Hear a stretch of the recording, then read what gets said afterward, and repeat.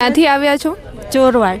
Finally PET પીએચડીનો સિક્કો લાગી ગયો. હા હો. કેટલી મિનિટમાં કમ્પ્લીટ થયું આજે? 9 મિનિટ ને 7 સેકન્ડ.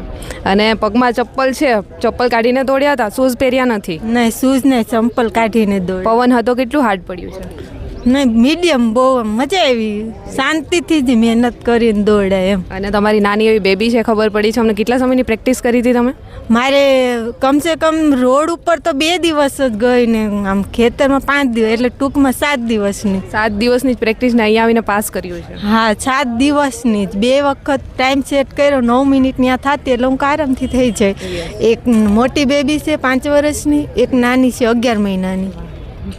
તમારા વાઈફે ગ્રાઉન્ડ પાસ કર્યું છે, કેવું લાગે છે? મને ખુશીનો આનંદ થાય છે, પણ હું તો એવું કહું છું કે લેડીઝને હિંમત આપો અને સરસ હિંમત આપી અને ગ્રાઉન્ડ પાસ કરે, મોટિવેશન થાય.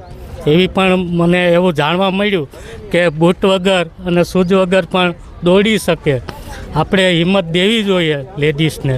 એવી પણ હું ખુશ છું કે એમ તમારા વાઈફે ગ્રાઉન્ડ પાસ કર્યું એ બાબત. અને ક્યારનું એમનું ધ્યાન ત્યાં જ હતું. વિશ્વાસ છે જ કે આ પાસ કરી જ લે. પોતા જીવન સાથી છે એટલે વિશ્વાસ છે કે એ પાસ થશે, કેમ કે એની હિંમતને હું રોજના રોજ જોતો હોઉં છું. 2 દિવસની પ્રેક્ટિસમાં એને પાસ કર્યું એ બાબત આનંદ થાય છે. Thank you. હાલો.